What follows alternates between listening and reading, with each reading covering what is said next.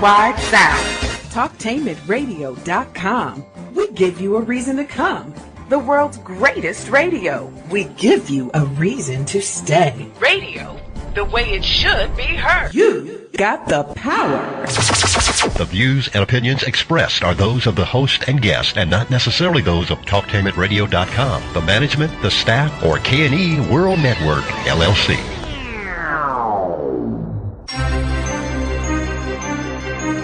This is The Compensatory Concept with Mr. Neely Fuller, heard exclusively on TalkTainmentRadio.com, the world's greatest radio. Radio, the way it should be heard. And now, Mr. Neely Fuller. If you do not understand white supremacy, which is racism, what it is and how it works, everything else that you understand will only confuse you.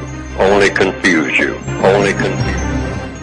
Good morning and welcome to TalkTainmentRadio.com. We go where you go, the world's greatest radio. And you are in touch with The Compensatory Concept. I'm your co-host, Mr. Bobby. And this is radio the way it should be heard. On the line, live from Washington, D.C., we have Mr. Neely Fuller, Jr.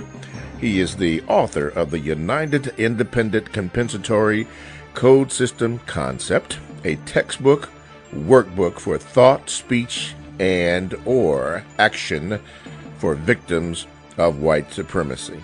You should get this book, in my opinion, if you want to understand more about racism and white supremacy. And you can get your copy of this book by going to producejustice.com.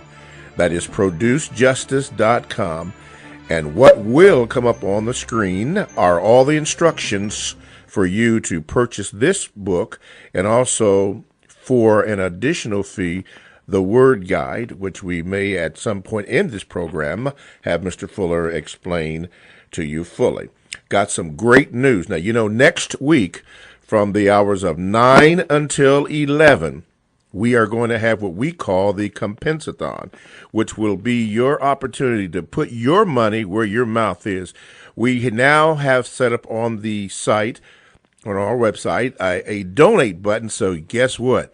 You can donate to the compensatory concept. And what's going to happen is, and the reason why we're doing that is because we want to fund an additional hour of the compensatory concept, making it a 2-hour program, and also secure funding for the entire year.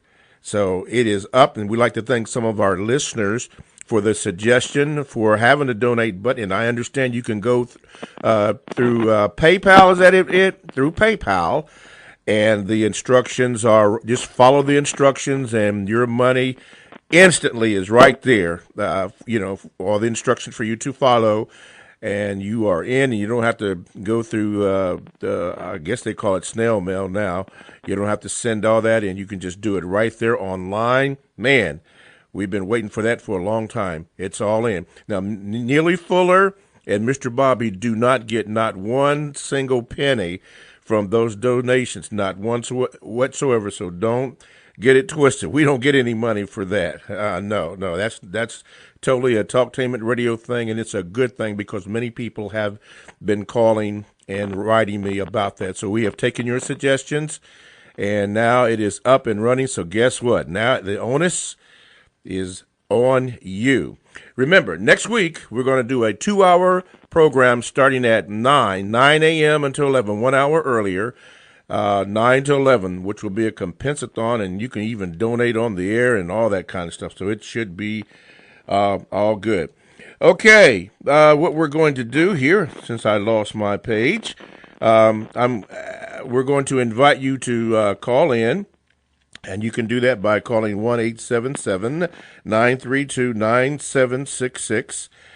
And you can Gmail me at 7mrbobby@gmail.com, and then I will be happy to read your emails as I'm searching for my page here. I'll be happy to do your emails, and we can go on from there. Okay, now, before we do that, let me do this. Boy, it's funny when you lose your page and then you have to go back and get it. We want to start off by reading saying good morning first of all to Mr. Fuller. Mr. Fuller, how are you this morning? I'm still learning. You are still learning. Okay. What we're gonna do is we're gonna do some questions and answers. We're gonna change up the format a little bit, and then we will have you speak at the end if we have time. Got a question for Tanya.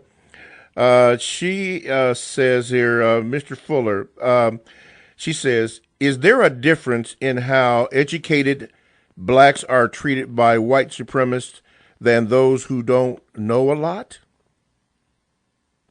Well, it depends on the circumstances. I mean, that, who knows a lot? So that's an individual thing. Mm-hmm. So I imagine there could be. This is just speculation on a day-to-day, minute-by-minute basis. What people are you talking about? Which white people? Which black people? What are they talking about? What is the interaction between one person and another?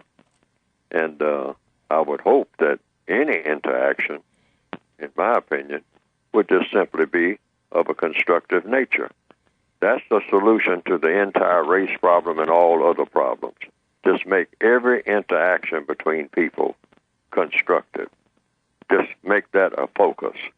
Just always have that question in mind when anything gets started. Wait a minute, before we start this, or before we finish this, or before we engage in this, whatever this is it going to have a constructive effect or a non-constructive effect? Because there's no such thing as in between. It's either going to be one or the other. Mm-hmm. Okay. And I think that that's where all these problems, in a very efficient manner, can be solved. Whatever problems there are anywhere on the planet, anywhere, any time of day. Okay. All righty. We have a question from Jomo. He says this, Mr. Fuller, it seems that some of us see Harriet Tubman being put on the $20 bill as some form of justice, but we know it is not the kind of justice you speak from week to week. And it also seems that whenever one of our stars passes, we can't seem to focus on anything else going on around us. This happened when Michael Jackson passed, where a lot of black folks spent the whole summer mourning, and with Whitney Houston the whole winter doing so. And my direct question to you, Mr. Fuller, sir, is how should black people in this country react to the perceived good news of Harriet Tubman being put on the $20 bill and the bad, such as the passing of the legendary Prince? Should we celebrate for the rest of the year or mourn in the rest of the season? I'll listen for your answer, Jomo. Well, according to my views, in which I say that should be in line with constructive counter-racist effects, is that we take the view starting out that black people are not qualified to celebrate anything. As black people worldwide, we are absolutely not qualified to celebrate anything. Why? Because we have so much work to do. Celebration time is for sometimes in the way distant future. And we won't celebrate in the traditional manner. I would suggest, in a compensatory way, we won't celebrate, quote, unquote, whatever that means, in a traditional manner, even then. Even after all problems are solved, we won't celebrate in the traditional manner. We would just simply breathe a sigh of relief and be thankful that we could solve the problems based on just the fact that the problems have been solved. That is celebration itself. Just look around and say, well, we finally got it done. We finally got all of these tremendous problems that we have worldwide. Finally, we figured out all the buttons to push to get it done. And now it's done. Let's breathe a sigh of relief and move on and try to keep it that way. Mm-hmm. Because once you establish that plateau, you want to keep it that way. You want to maintain it. And so that's the position there. So we just look at Harriet Tubman on the bill and just evaluate that like we should evaluate in a compensatory fashion everything. See what the effect is going to be. See when the little child gets his first experience with that and say, who is this? Who is this on this money that I have in my hand? They say, well, that's Harriet Tubman. Well, who is Harriet Tubman? Yes. And what did she do? And what effect did it have? And see, and so it might have that effect. And then on the other hand, it may not have any effect at all. Like the average person cannot tell you without looking at it who is on the bills of the money that they have in their pocket right this minute in the Northwestern Hemisphere. You would ask the average person who has a $20 bill in his or her pocket right now, without them looking, you would say, whose picture's on that $20 bill? Whose picture is on the $10 bill? All right, that's one for you. They might remember Abraham Lincoln being on the $5 bill, yes. But if you ask them about the $10 bill, the average person, if you just walked up to them on the street and say, whose picture's on that bill in your pocket if you got a $10 bill? And they would probably frown and say, I don't really, I have to look. So that's just my guess.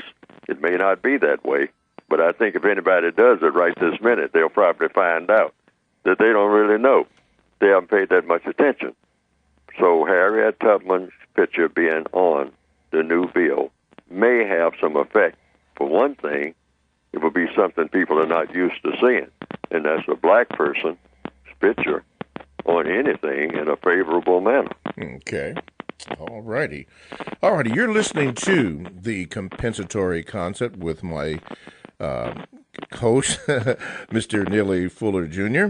He is the author of the United Independent Compensatory Code System Concept, which is a textbook workbook for thought, speech, action, or action for victims of racism, which is white supremacy.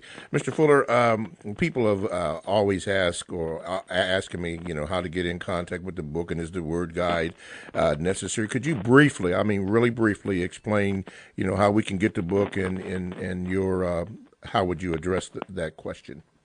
Just go to producejustice.com. Just that. There may be some books floating around, and I don't encourage this, people using them for archival purposes or something. But sometimes on the Internet, people put up a book, and they'll be selling it, I've been told, for $100 or $200 or something like that. And I don't encourage that type of thing. Go to producejustice.com, and that's where you will get the basic textbook, the United Independent Compensatory Code System Concept, and the additional book is really supposed to be one book. I always say one problem, one book. So, but I ascertained that I couldn't get all of the information in just one volume. Yes. So I had that additional book made in the form of what I call a counter-racist word guide. And you can get both books, both the basic book and the additional book. I call it the additional book, the additional two. It says so on the cover. The basic book, the word guide. Go to producejustice.com. That's producejustice.com. Now, there might be, in a few weeks coming, a suspension of the books at that site. We'll probably have to shut down that site temporarily. Okay. Because we're going through a transition period where a new book, a replacement book, will probably be coming up. Good. But I'm not going to announce that right now because I don't know specifically. Okay. Alrighty.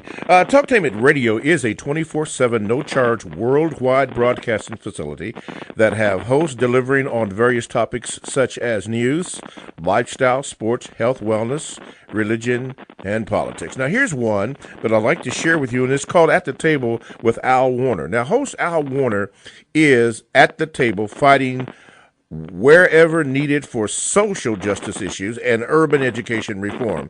An architect of CCS, Innovative Schools Initiative, and equity policy, Al has vigorously worked against bad practices and policies and to inform district leaders and legislators on the best practices to reform urban education. At the Table with Al Warner is broadcast on Wendy's exclusively here on TalkTainmentRadio.com. That is radio the way it should be heard. Okay, phone lines are now open. You can call in 1-877-932-9766 is the number, or you can Gmail me at 7mrbobby@gmail.com. And we will put your question in the question rotation, and then we will try to answer it as quickly as we can. Maybe not on today's show, but we will certainly address it because I get the questions and then we go from there. Okay, Marcia from the Gmail said, Mr. Fuller, during a recent broadcast, you said that victims of racism and white supremacy should participate in the election process and vote because the system of white supremacy has not yet been dismantled. My question is, Mr. Fuller, if victims of racism and white supremacy vote, aren't they demonstrating support of the corrupt and flawed system by playing along and accepting the neglect, the deceit, and all the dissatisfaction involved with this so-called democratic society? Now, we preach to people not to embrace a thug culture mentality and encourage them not to support violent movies and artists with violent musical content. Why are politics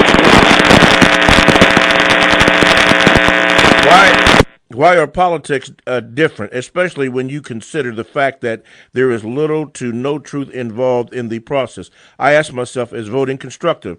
The answer for me is no, because the results of my actions will contribute to maintaining the status quo of the mistreatment of non-white people. Why should we, as victims of racism and white supremacy, support deceitful, inefficient system of American politics, but not support violence in entertainment? Thank you, Mr. Fuller. Well, that's like everything else, according to the compensatory code, it's an individual selection process. In other words, each individual looks at the situation the way that he or she chooses to look at it and makes that decision based on what they think is best. It might be best to vote at all, ever, in any election. People collectively not to do so. It might be. I happen to think, as an individual, because everything in the code is addressed to individuals, you have to make your own judgment, that to do that in a blanket way may not be in the best interest of getting something done. The white supremacists oppose black people voting, and always have. Large numbers of white supremacists have opposed it, and they do that for a reason. It must be in the interest of white supremacy.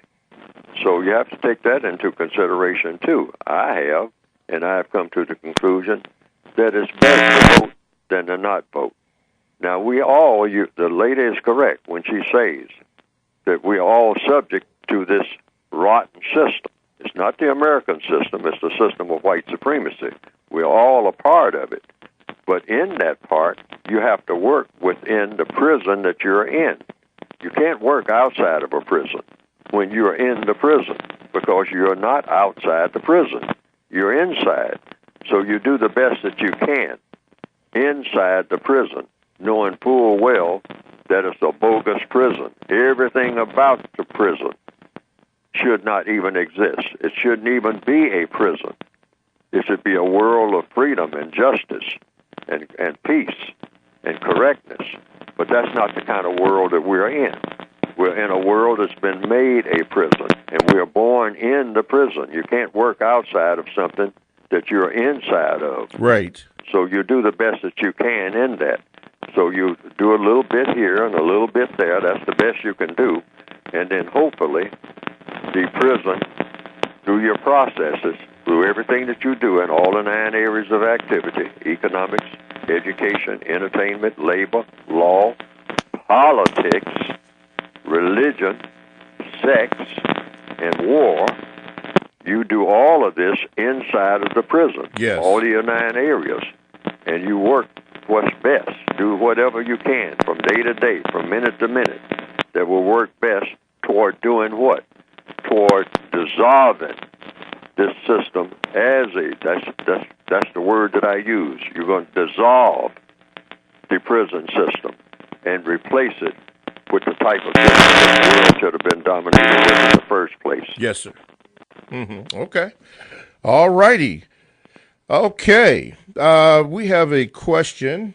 Remember, by the way, you can call in by calling 1-877-932-9766. I think we are set to receive the calls, or you can Gmail me at 7mrbobby@gmail.com. I was just handed this information. Stay tuned for a Compensathon, which is an effort to get sponsors for the program hosted by Neely Fuller and co-hosted by Mr. Bobby, the compensatory concept. Now, a special fund raising a 2-hour program to air May the 18th from 9 until 11. And there will be special guests on the program explaining the importance of keeping Mr. Fuller on the air and extending the program for 2 hours. Now, I guess there are 2 ways you can do it. You can still go to the K&E World Network, LLC, doing business as Talktainment Radio, Post Office Box 6184. That's Columbus, Ohio, 43206. And also, from one of our loyal listeners, a PayPal button has been established. PayPal is also available. You can log into talktainmentradio.com, go to the home page, click on donate, and the button will and follow the instructions. And as always, if you use that, your receipt will be emailed, and make sure we get your email address. Okay, we have a phone call. Oh, no? Okay, all right. All righty. So, yeah, we're going to do this thing, and that should be good. That's next week, a 2-hour program, the May the 18th. Tell your friends, from 9 a.m. until 11. So make sure you tell your friends. From South Africa, I cannot even begin to pronounce his name. I don't really want to mess it up. Bangani is his, I think, last name, but he was saying good evening and good day, Mr. Fuller, Mr. Bobby. He says he's privileged to have an access to the show and be a part of those who are able to be guided in a rather more appropriate manner through our learning process on how to go about our daily activities under the system of racism and white supremacy. Now, he has 4 questions, so I'm going to read one of them and then spread them out over different shows. He says, Mr. Fuller, is it possible to build a nation of blacks within a nation in a case of our rainbow nation, talking about South Africa, under the system of racism, white supremacy? Well, it depends on what you mean by nation. I say to just codify each individual person. That's all that I think about. That's all that I tried to do. I don't know what people mean by this nation concept, or this Wall Street concept, of solving problems. I say that each individual person should have his or her problem solved, and that person should be a person that's always in constructive mode. If every non-white person gets up in the morning saying, I'm going to be in a constructive mode all day long in everything that I do, when I talk to someone, I'm going to talk to them in a constructive manner. Yes, sir. I'm going to always have a frame of mind to be doing something constructive. Otherwise, I'm not saying anything to anybody until I do have my words together to have a constructive effect in anything that I say or do, and any movements that I make. I'm going to try to be, as best I can, as this prisoner of war that I am, as constructive as I can possibly be. We usually think of things in the terms of nation building as some type of abstraction, that we are looking at some mountaintop somewhere and there's something going on over yonder. I mean, that somehow magically everything is going to happen that's in our favor. I think that's an incorrect concept. I say that you solve the problems of each individual person and you solve the problems of all people. And how do you do that? Yes. Through a compensatory code. Compensation means making up for what's missing. That's right. What's missing is you don't have enough knowledge and understanding of how to solve problems. So that means that you get up in the morning and right up to the time you go to bed at night in a problem-solving mode. How can I solve a problem without making a new problem? I'd like to say that again. How can I solve a problem without making a problem?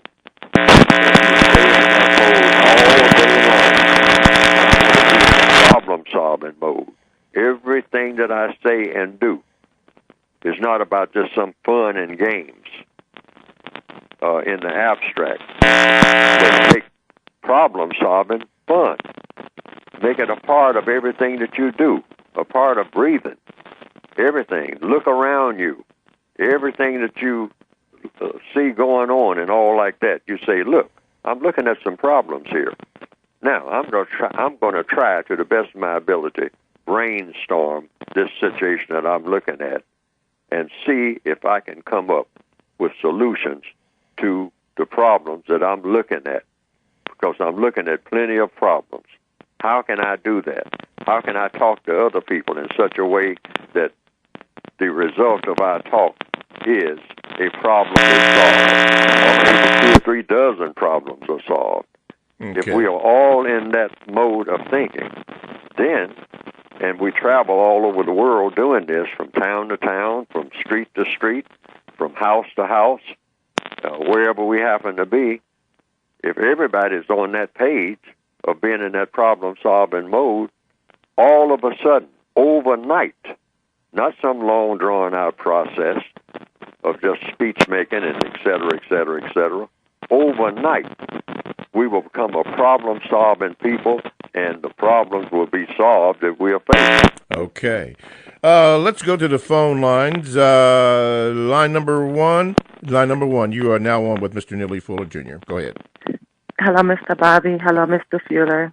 I'm calling because, I will be honest, I am a homosexual woman, and I was recently in a relationship with a white woman, and I recently came to the path of experiencing white supremacy from her. Now, whenever I did construct myself properly, and I asked her what was the reason for this, and she said it was pride. Now, with that being said, that pretty much validates to me that's their supreme mentality of thinking.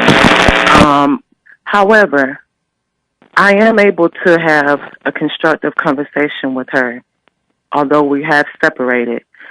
But it seems as if I get the more constructive I become and the more, positive, courteous I become, she still feels certain needs to,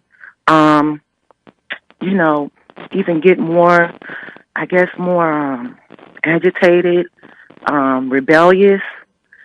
My question is, once you feel like you have used the code properly, and I'm sorry. Hello? We're just having a little problems in hearing you. Could you repeat that question? Okay. What? Yeah, go ahead. Okay. Now that my question to Mr. Fuller is basically, once as being a non-white person, once you feel like you have been productive and been constructive and, courteous, following the rules, following the code, from there and you still experience these same issues with them, which they try to do more predominantly by lying instead of changing. How would I handle? How are we to handle that once we've done our diligence? Okay, I'll have Mr. Fuller answer that, and you stay on the line after our break. TalkTimeAtRadio.com. We go where you go. Check us out on WCRS FM 98.3 Wednesdays and Sunday evening. Blogs and podcasts are available. Download the TalkTimeAtRadio.com app to your cell or tablet. That's radio the way it should be heard. Stay right there. We're going to have Mr. Fuller address this question. That and more your emails coming up next on TalkTimeAtRadio.com. TalkTimeAtRadio.com. We go where you go, and you can download the TalkTimeAtRadio.com app to your cell or tablet. That's radio the way it should be heard. This is Mr. Bobby, the co-host on The Compensatory Concept with Mr. Neely Fuller Jr., and if you would like to get in contact with the show, I think we can still do it at 1-877-932-9766. Very quickly, remember next week from 9 a.m. until 11, we will be doing a Compensathon. And this is an effort to get sponsors for the program hosted by Mr. Neely Fuller and myself, Mr. Bobby, the Compensatory Concept. Now, this is a special fundraising 2-hour program to air May 18th from 9 until 11, and there will be special guests on the program explaining the importance of keeping Mr. Fuller on the air and extending the program for 2 hours. Now, remember, Mr. Fuller and Mr. Bobby are not compensated whatsoever, not one single penny for this. This is an effort to get the program in a block for 2 hours, as been requested by our listeners. 2 ways you can do it. You can still mail your contributions to the K&E World Network, LLC, doing business as, or DBA, Talktainment Radio, Post Office Box 6184, Columbus, Ohio, 43206. Or, as one of our listeners gave us a wonderful suggestion, you can now use PayPal. PayPal is also available. Log on to TalkTimeAtRadio.com, go to the home page, click on the donate button, and then follow the instructions. It's that simple. That's all you have to do. And also, don't forget to get your copy of the United Independent Compensatory Code System Concept, which is a textbook workbook for thought, speech, and or action for victims of racism, which is white supremacy. And you can get that by going to producejustice.com, and all the instructions and all the information you need will be on that page for you to get the book. So you can donate on the TalkTimeAtRadio.com site, and then you can go to producejustice.com and get your copy of this great, great book, one of the best books that I have ever read. And I'm sure you would think the same thing. Okay, 1-877-932-9766 is the number that you can call, or 7mrbobby@gmail.com. Mr. Fuller, before we went to break, I don't know if we have her back yet. We don't? Okay. A young lady, and I'm going to try to get this from memory, mentioned that she was a black woman, was in a homosexual relationship.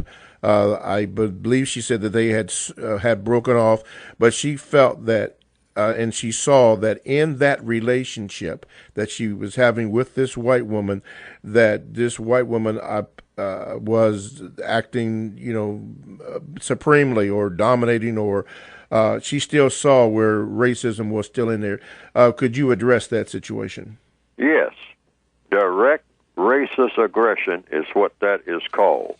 In other words, any type of quote-unquote homosexual, what the code book calls anti-sexual relationship between a white person and a non-white person in the system of white supremacy, or any type of sexual interaction between a white person and a non-white person in the system of white supremacy, via sexual intercourse and or sexual play, is direct racist aggression on the part of the white person involved. That is an absolute, because the white supremacists are using sex now as a major weapon against the non-white people of this entire planet. They are going all out to completely corrupt and distort the sexuality of the non-white people of this entire planet, even as we speak right now. Yes, sir. They are making a major, major, major, major effort to steer black people into total sexual confusion. Total sexual confusion in everything that they do and say, so that we become a people that have no idea of what sexuality even is, or what it's supposed to be, or what the best result of it is. They're completely distorting it. They are doing this in the schools. They are doing it through all of the intellectual black people that they can collar to find and say, look, go this way. You got to go this way. You got to go this way. You got to get on board with this.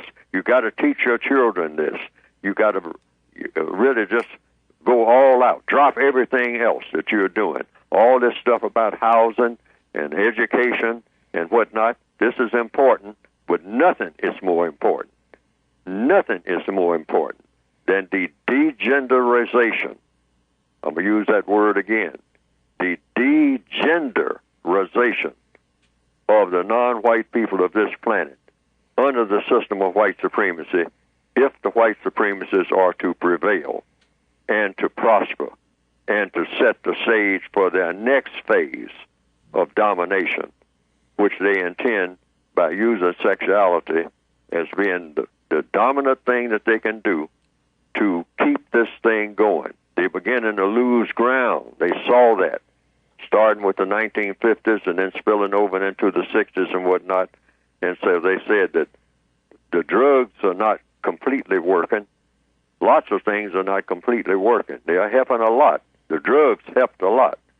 But we got to go for something else, so we'll go for the sexuality. If we can mess them up sexually, completely mess up their minds and their bodies eventually, then we can continue to dominate them in the fashion in which we are accustomed, and maybe even better.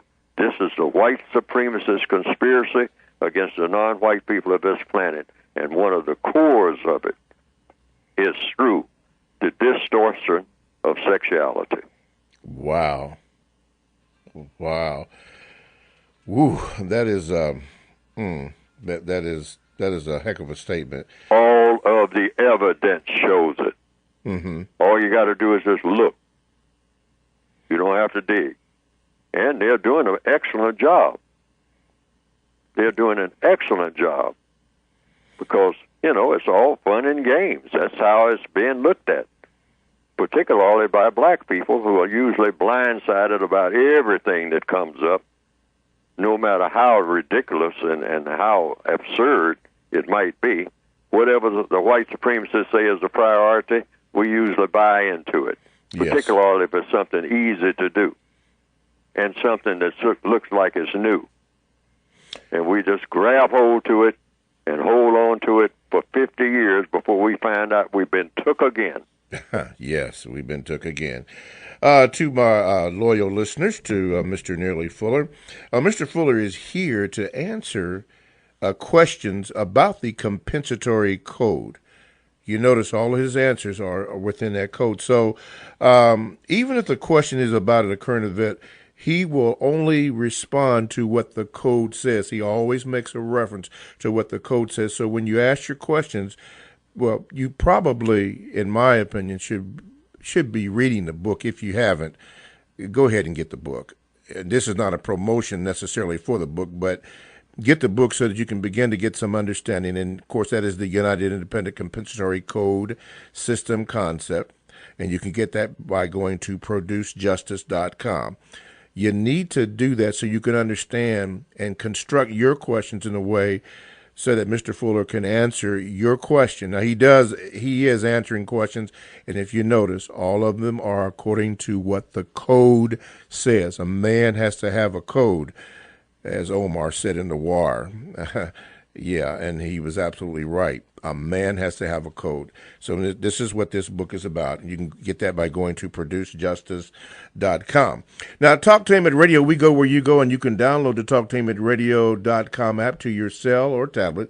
That's radio the way it should be heard. This is Mr. Bobby. I am the co-host on the Compensatory Concept with Mr. Neely Fuller Jr. I think we are having some problems, Ed, with the line. No, okay. You can call 1-877-932-9766 and try to get through, or you can Gmail me at 7mrbobby at gmail.com, and we will try to get your questions or your phone calls in. Let's see what Renzo has to say. And please remember, when you do address me via the email, concise it, make it short and sweet so that it can be read over the air. Renzo says this, Mr. Fuller. I know you say that we should never sell land after it is purchased as a code for counter-racist logic in the area of economics. What are we supposed to be doing with the land if we are never to sell it? How does this combat racism, white supremacy? Here again, the question is not clear to me. That what now? What's the focus of the question? He says, I know you say that we should never sell land after it is purchased as a code. As a code for counter-racist logic in the area of economics. Then he says, what are we supposed to be doing with the land if we are never to sell it? How does this combat racism, white supremacy? Oh, well, that's just a suggestion. See, Everything in the code book is a suggestion based on conditions. See, you always take in consideration the conditions, because the white supremacists are aware of everything that Neely Fuller has written. And so they will just look at it and say that, okay, he says do this and do this, so therefore we will do something that's different that will counteract what he's saying to do. And so therefore, if someone follows what he says, we will have messed it up so much that what they'll be doing is falling into our trap anyway. So therefore, the code says it, the subtitle of the book, Thought, Speech, and Action. So if you have land, that's just a conditional suggestion. All suggestions are conditional. Look at the condition. If you have land that's not doing you any particular good, any what you call progress or constructive results and whatnot, and you decide to sell it, then you sell it. But I'm saying, generally speaking, you buy land and you sell land only to get more land. That's just a kind of a broad brush suggestion. But it might you might be under such conditions that, say, all the land that you have is desert and all the land that you can get is desert. Mm-hmm. So you just use your logic, your thinking. Always follow the logic. I always tell people, don't follow just what Neely Fuller says. I'm just trying to be a guide. Yes. And Neely Fuller needs guidance himself. So therefore, everything is conditional. And whatever you see, whatever the white supremacists do, you always got to keep up with them. Yes. What are they doing? What are they doing? Because they will sell you some desert land, some land that's completely useless. Completely useless. So you don't want to buy that. You want to be able to find out, what can I use it for? Will it bring me some type of constructive relief? That's the whole purpose for getting it. Okay. Now, if you don't see that, then don't do it. But that's just a general suggestion to get black people in the habit of thinking in terms of the value of land, because some land is valuable. Everything that we get comes from the land. So therefore, but you don't want to go just any place. Like I said, that example, go into the desert and buy desert land, thinking that you can get something out of all that sand, when there's no reason that nobody's going to buy the sand. So you say, I'm not buying that. You're not buying that. Yes. Okay. Let's see. We didn't have a program last week. Hey, Ed, are all the programs up? Because Miss Dorothy Morgan wanted to know about the program for the 27th, April the 27th. She said she couldn't find it. Is that up? Okay. All right, Dorothy, there you go. I asked him. He said it should be up. So we are currently up to date. Want to say a special hello to Crossing Cultures host, Miss Julia Lynn Walker. She's in. Gotta tune in to that tune into that show. Okay, Mr. Fuller, we have another question from I believe it's Desmond. He says this, Mr. Fuller, you described interaction with white supremacists as tacky, trashy, and terroristic. You have trash, sex in your word guide, and terror, but not tacky. What do you mean by tacky? Any examples you give? You can give and define each: tacky, trashy, and terroristic. Yes. Tacky, trashy, and terroristic. Yes. These are the interactions of all non-white people with white people throughout the entire planet. And correspondingly, it has caused all of the interactions between non-white people, black people themselves, as being tacky, trashy, and or terroristic. It doesn't get any better than tacky. Tacky meaning just what tacky, the average dictionary says tacky means. It means this sloppily put together. Okay. See, and if you just notice the way that black people and white people interact all day, it's tacky, tacky, tacky, tacky, tacky. I mean, you can see the lack of sincerity there. You can see there's a gap there in Yes, sir. communications. You can see there's some nervousness there. You can see there's some barriers there. Even when they try to hug and kiss each other and all like that, there's something missing. Why? Because the entire society is not set up to be nurturing. It's set up to be a society of hostility. Yes, sir. When you're in a system of white supremacy, what is white supremacy? It's domination and mistreating of people based on color.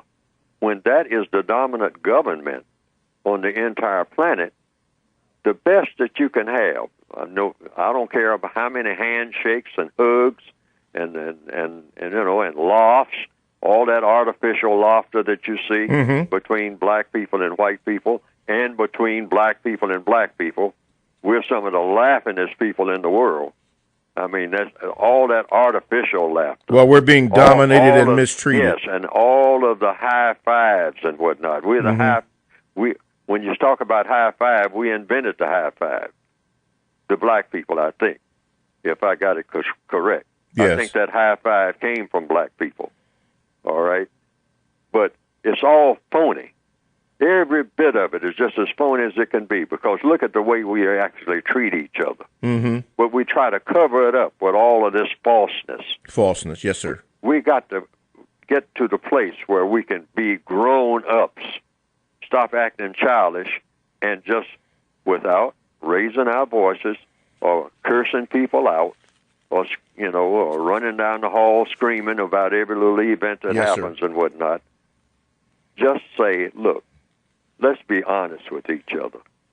Let's settle down, and first of all, let's start using systematic procedures for getting something done that needs doing. Systematic procedures, yes, sir. And that's what codification is about. Okay. First of all, finding out what people want, because people will just about do anything that they can to get what they want. So you got to be honest. You got to find out what white people really want and what they don't want. And what they don't want, absolutely. Right? And you got to find out what black people want and what they don't want. What they don't and want. Why. All Why. right? And then ascertain whether what everybody wants, both black people and white people, is something constructive. Because, see, you always keep your eye on whatever it is that people want. Wait a minute. Both people, white people and black people, say, wait a minute. Wait a minute. Let's see if this is going to have a constructive effect. And if it's going to be constructive, you've got to be able to explain in detail why it's going to be constructive. Yes, sir. I don't care what it is. In any area of activity, economics, education, entertainment, labor, law, politics, religion, sex, and war, you better be able to show how it's going to have a constructive effect if we are going to be engaged in doing it. Okay. Now, we've come to the point of the program where we usually do this at the first, but we're changing it around a little bit. We're going to have you address issues that we normally would have you do at the beginning of the program. What is on the mind of Neely Fuller, or what would you like to speak to the world about? Hello? Oh, Mr. Fuller?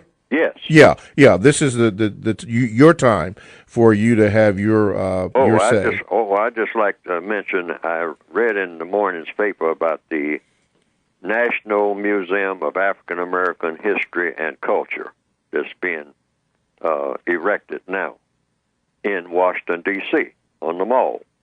I understand it's going to be quite a building and a focus point for everything that has to do with people that we refer to as being African Americans and the general society and the world, I guess, at large. So I just have a suggestion that I think people should at least think about and then act on if they agree with it, that the focus should not be on celebration and praise. I'm going to say that again. The focus of this museum should not be on celebration and praise. The focus should be on the damages done and their root causes, and to move from that, not just freeze frame it there, talk about just the damages done and their causes, but go from there as the focus being on intensive factory-like experiments in constructive problem solving. Wow. In other words, that entire museum should be like a factory. Yes, sir. Where black people from all over the world, or any other people who are interested in making what we call constructive progress, go into it like they're going into a factory and say, hey, let's roll up our sleeves and be about problem solving. We're not here to do high-fiving all over this great, big, wonderful building, year after year after year, with all these, with the world, being in the mess that it's in. Yes, from sir. the Congo to all of the, the babies that are not being attended to people falling into the oceans, trying to get their problem solved, trying to migrate from one place to another, all of the people of color. Let's solve these problems.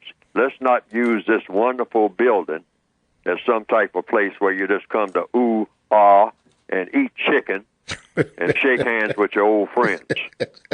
No, this is going to be a site that astounds the entire world, not just some place, just a tourist place where people come and wear funny hats and carry balloons around and eat chicken. Yeah, right. and do a whole lot of grinning and shuffling and whatnot and talk about ain't that nice. No. This is a problem-solving building. Yes, sir. For the entire world. An example to the entire world. Like I think it was Gandhi who was once asked. Yes. I think it was Nehru. I think this came from a book called Conversations with Nehru, or it was in an Ebony magazine article. I didn't keep it at the time that I found it, so I don't remember exactly where the origin of this was. But I think, if I have it correctly, Gandhi was asked by Nehru, what do you think the purpose of the Negro is? And Gandhi answered, I think the purpose of the Negro is to bring peace to the world.